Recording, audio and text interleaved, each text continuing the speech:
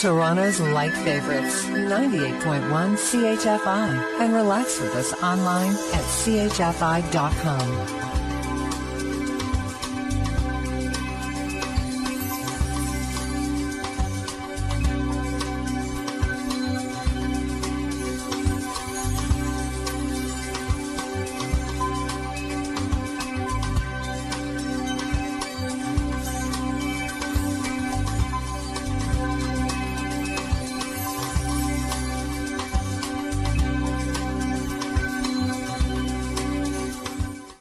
From the heart of the city, this is the soundtrack to accompany a delicious secret. Good evening, I'm Don Jackson. Charlotte Bronte wrote, "The human heart has hidden treasures, in secret kept, in silence sealed."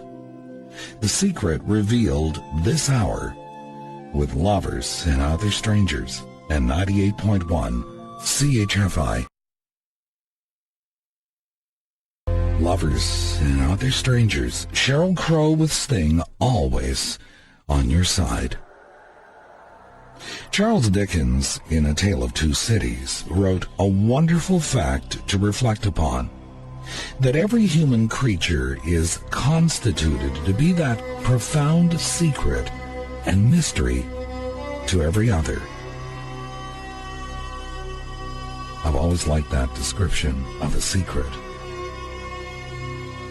In the August 1989 issue of a fashion magazine called Taxi comes this, and I quote, "Consider the allure of a secret, the shiver of excitement, curiosity, even apprehension evoked by a mystery, whether dark, haunting ideas or small, private thoughts. Secrets compel. They touch the imagination, forge bonds between confidants, confirm the essentially private nature of our lives. Having a secret is like holding a treasure. The unusual perfume that acts as your signature, hidden wisps of silk and lace beneath a classic suit, the sensual caress of cashmere on your skin, belying an elegant, even formal demeanor. In the realm of beauty, we privately assess our features, then perform small acts of alchemy. We reveal or conceal with a color, a fragrance, or the ultimate secret, a wig. It's said that a secret is no longer a secret once it's been confided. But like the tree falling in the forest, does a secret exist if there's no one to hear it? Secrets exist to be shared carefully and, of course, confidentially. Unquote. Lovers and Other Strangers from 98.1 CHFI.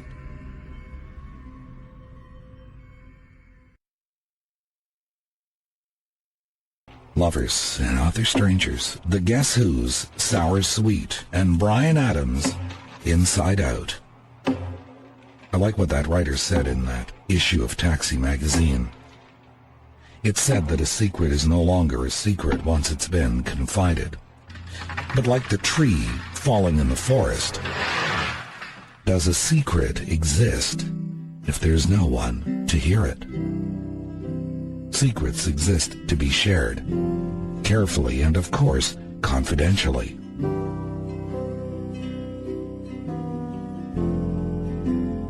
This excerpt comes from Bartlett's Book of Anecdotes. Einstein's scientific theories and investigations were an impenetrable mystery to his second wife, Elsa. "Couldn't you tell me a little about your work?" she complained one day. "People talk a lot about it, and I appear so stupid when I say I know nothing." Einstein thought for a minute or two, frowning deeply as he searched for a way to begin his explanation. Suddenly, his face cleared. "If people ask," he said, "tell them you know all about it. But but you can't tell them, as it's a great secret.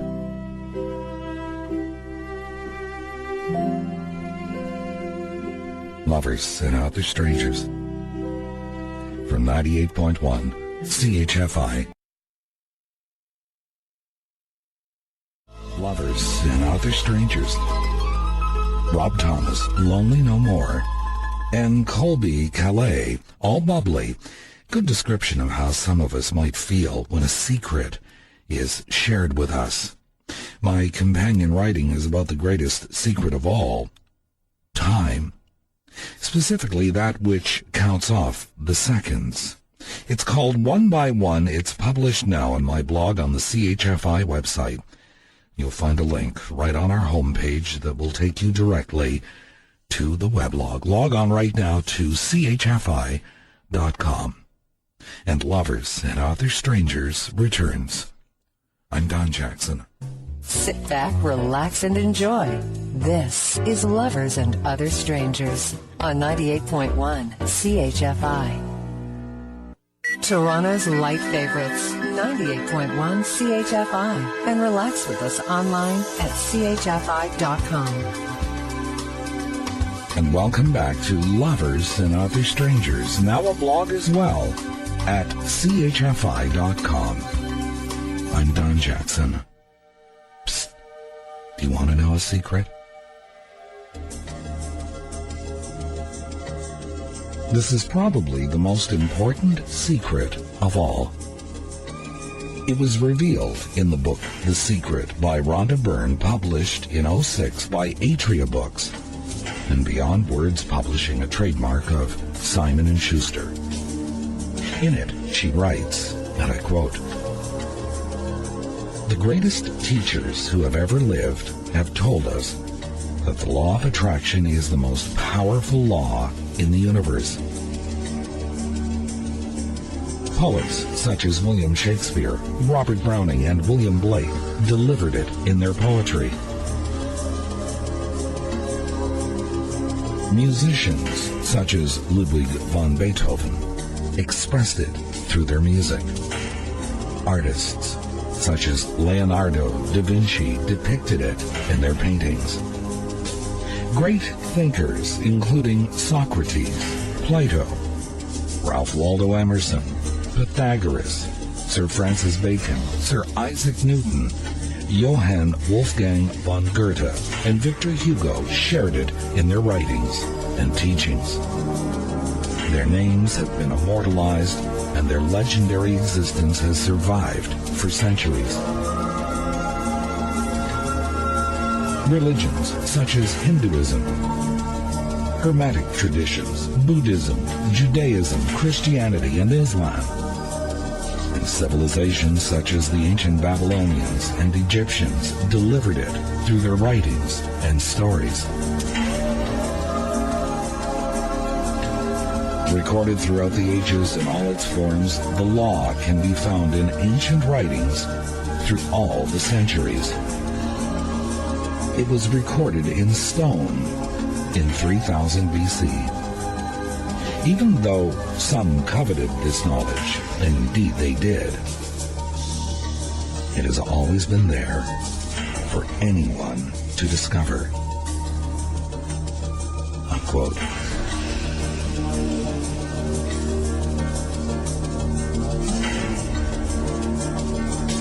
And since it's the beginning of a new year, I thought it appropriate that we begin the year by sharing the secret,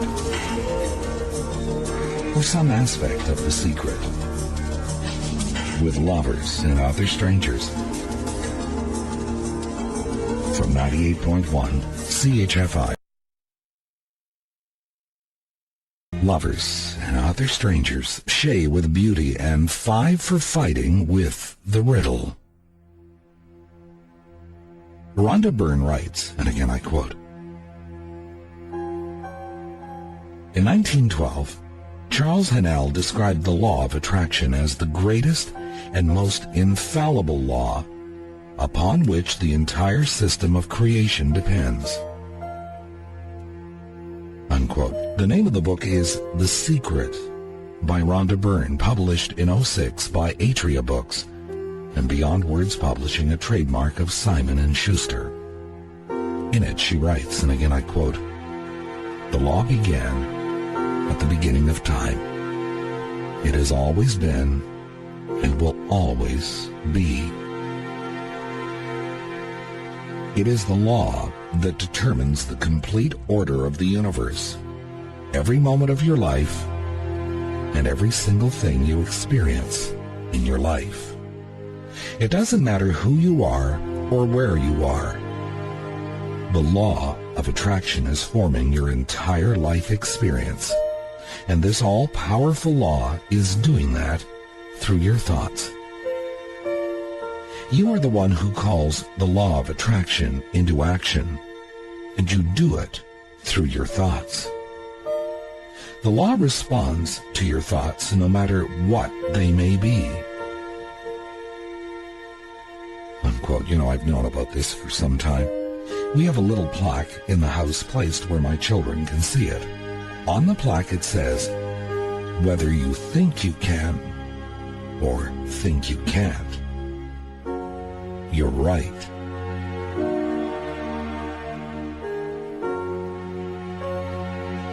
Lovers and Other Strangers from 98.1 CHFI. Lovers and Other Strangers. Alannah Myles with Black Velvet. And speaking of attraction, think of the attraction he generated with his audience. And Neil Diamond, and I said. So the great secret of the universe is simply the law of attraction. As Rhonda Byrne writes in her book The Secret, published in 2006 by Atria Books, and I quote, "You are the most powerful magnet in the universe. You contain a magnetic power within you that is more powerful than anything in this world. And this unfathomable magnetic power is emanated and emitted through your thoughts. The law of attraction says like attracts like. And so as you think a thought, you are also attracting like thoughts to you." Unquote. Some lines later, she writes, "Your life right now is a reflection of your past thoughts. That includes all the great things and all the things you consider not so great. Since you attract to you what you think about most, it is easy to see what your dominant thoughts have been on every subject of your life, because that is what you have experienced. Until now. Now you are learning the secret, and with this knowledge you can change everything. If you can think about what you want in your mind and make that your dominant thought, you will bring it into your life." Unquote. It's really that simple. The book is the blueprint to changing the way you think. But I've given you the starting point. Give it a try this year and see what happens. Lovers and Other Strangers from 98.1 CHFI. Romance set to words and music. Lovers and Other Strangers on 98.1 CHFI. Toronto's light favorites, 98.1 CHFI. And relax with us online at CHFI.com. We're in the heart of Toronto, around the world on the internet, and now a blog as well at CHFI.com. My companion writing tonight is called One by One. Log on right now to the CHFI website. Follow the link on our homepage at CHFI.com.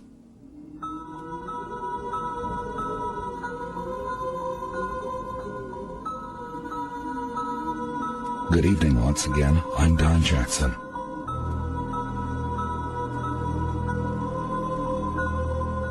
Francis Gay, in the 2003 edition of the Friendship Book of Francis Gay, published by D.C. Thompson and Company, writes that this, and I quote, was seen on a notice at the foot of a clock tower.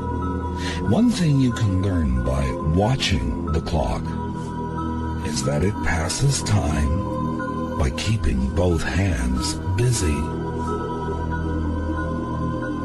Tick, tock, this hour with Lovers and Other Strangers for 98.1 CHFI. Lovers and Other Strangers, Blue Rodeo in a House of Dreams, and Share with Peter Cetera, After All.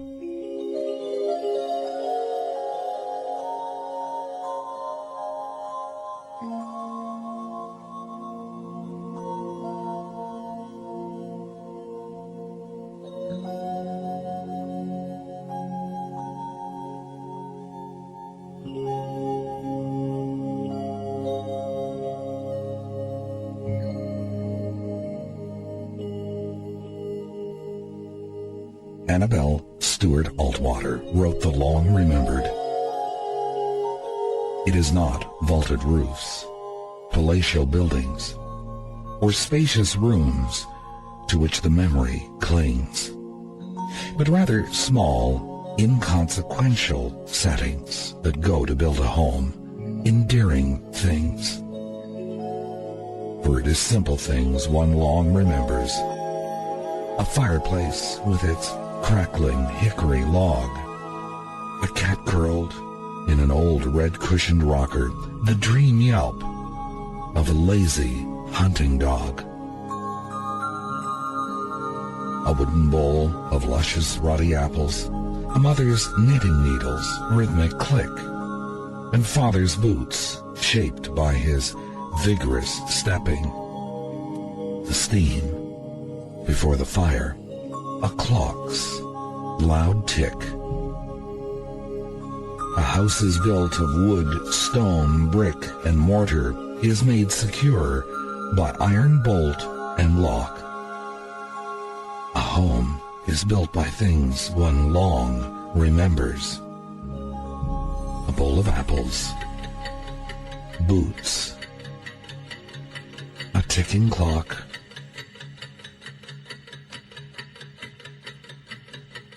Lovers and Other Strangers from 98.1 CHFI. Lovers and Other Strangers, Justin Hines, and I Wish You Well. One of my favorite stories is included in Cider with Rosie by Lori Lee, published in 1959 by Hogarth Press. It is the story of what happened to an old couple, the Browns. Joseph and Hannah Brown lived in a little house by themselves, content with each other's company. Their children had grown and left the nest, and they were left to fend for themselves, which they did very well for a while. Lori Lee writes, and I quote, "When summer came, they bottled fruit, and when winter came, they ate it. They did nothing more than was necessary to live, but did it fondly, with skill, then sat together in their clock-ticking kitchen, enjoying their half-century of silence." Unquote. But eventually, of course, something happens. While keeping the steady pace of time, the clock skips a beat. Infirmity strikes one a hammer blow, and the other has a difficult time trying to keep them both alive. The community, not seeing them out and about, alerts the authorities, and they sent in the visiting spinsters, those who would decide their fate. Lee writes, "It was decided that they would have to be moved.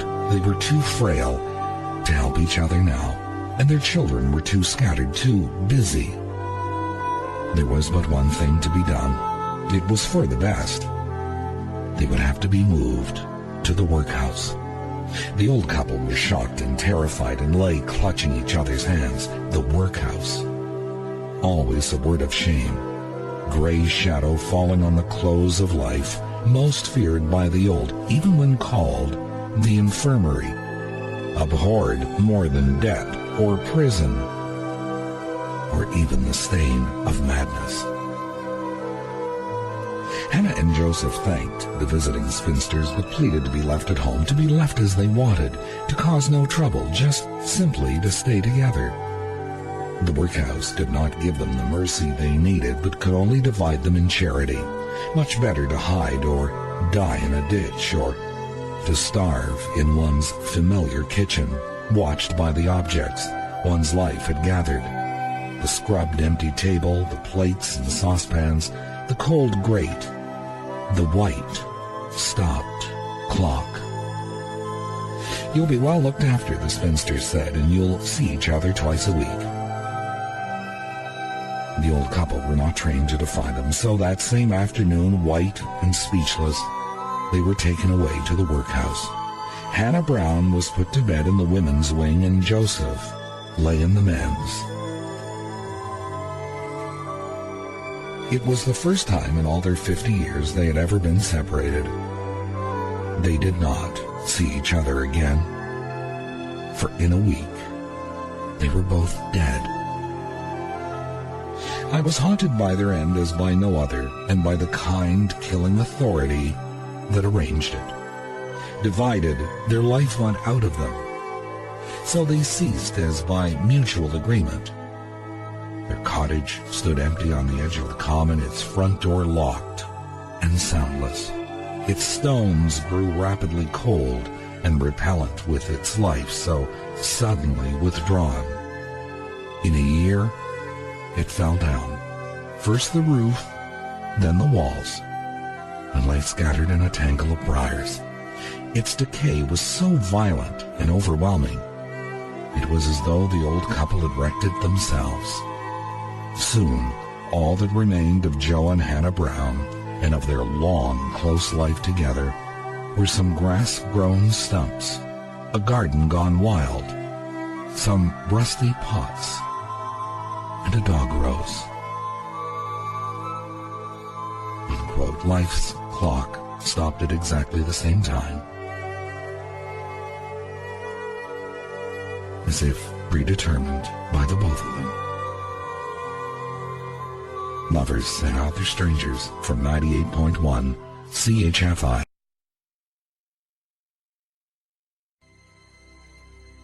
Lovers and Other Strangers, Neil Diamond and the Story of My Life. My companion writing tonight is called One by One. It's published now on my blog on the CHFI website. Log on right now to chfi.com. And Lovers and Other Strangers returns. I'm Don Jackson. Passion set to words and music. Lovers and Other Strangers on 98.1 CHFI. Toronto's light favorites, 98.1 CHFI. And relax with us online at chfi.com. And welcome back to Lovers and Other Strangers, now a blog as well at chfi.com. I'm Don Jackson.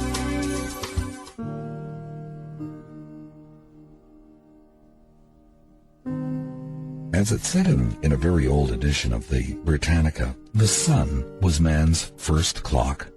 Long ago, men guessed at the time of the day by watching the sun as it moved across the sky. It was easy to recognize sunrise and sunset, but harder to know when it was noon, the time when the sun is highest above the horizon. In between these times, it was difficult to tell time by the position of the sun. The men noticed that the shadows changed in length and moved during the day. They found that they could tell time more accurately by watching shadows than by looking at the sun. From this, it was an easy step to inventing the sundial, which is really a shadow clock. Cleopatra's Needle in Central Park in New York was once part of a sundial. One small Egyptian sundial, about 3,500 years old, is shaped like an L. It lies flat on its longer leg, on which are marks to show 6 periods of time. Although the sundial was used for many centuries, it was not a very satisfactory clock. It could be used only outdoors and during the daytime, and was useless on cloudy days. For telling time at night or indoors, various kinds of fire clocks were invented. One of the first of these was the burning rope. was made of grass which burned very slowly, was knotted at regular intervals. The time was told by the number of knots which had been burned through. A common way of measuring time in the years just before modern clocks were invented and afterward, before they became common, was the sand glass. This consisted of two glass bulbs connected by a narrow opening. The top bulb was filled with sand which trickled down into the bottom. When all the sand had run out of the top bulb, the glass was turned upside down. Most sand glasses took an hour for the sand to run from one bulb to the other. Therefore, they were called hourglasses.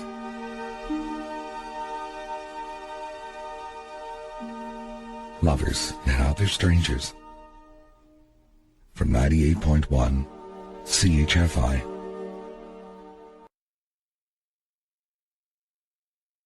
Lovers and Other Strangers, Berlin, and Take My Breath Away.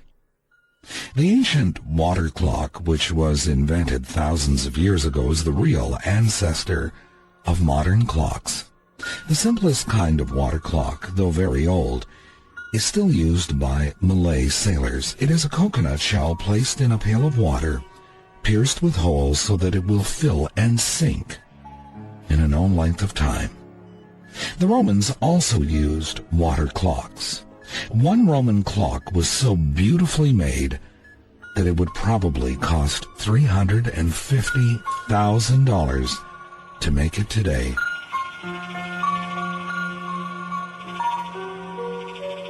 The most famous water clock was the one given by the king of Persia to Charlemagne. In the face of this clock were 12 little doors corresponding to the 12 hours. The rising of the water made these doors open one by one and let little balls fall out onto a brass drum, thus striking the hour. At 12 o'clock, 12 knights on horseback marched out around the dial and closed all the doors.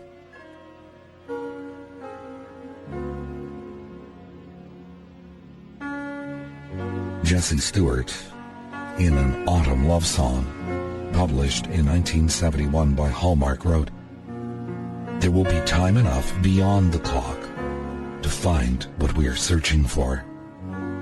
Our old disloyalties recorded there to harass, embarrass, and to mock when ancient winds moan for us in despair. Unafraid, we have made over half the circle of the clock, ignoring its persistent tick-tock.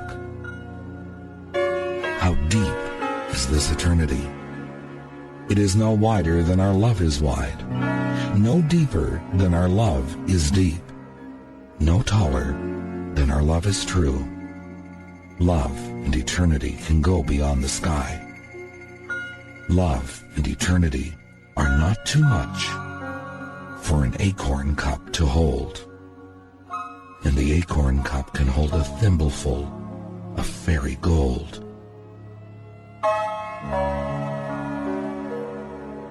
Jessie Stewart, from an autumn love song published in 1971 by Hallmark. Stewart certainly has not missed the moment. Lovers and Other Strangers from 98.1 CHFI. Lovers and Other Strangers, Bryan Adams, You're Still Beautiful to Me, and Chantal Kreviazuk with Time. Finally, this hour, the most intricate clock. Its mechanism has never really been figured out by humankind. Oh, you can open up the intricate inner workings, but you will no doubt still have difficulty knowing when it will finally run down.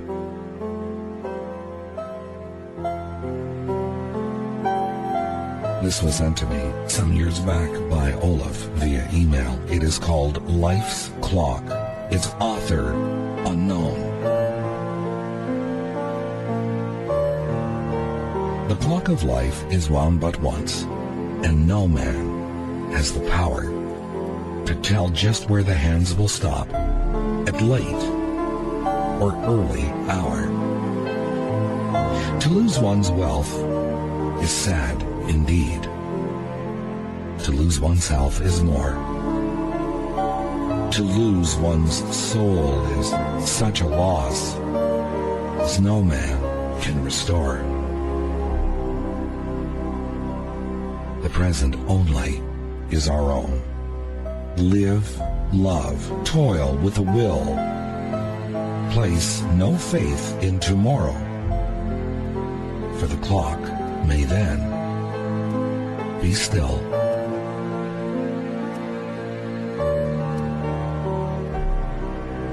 Lovers and Other Strangers from 98.1 CHFI. Good night, sweet dreams. I'm Don Jackson. Your life set to words and music. Lovers and Other Strangers on 98.1 CHFI.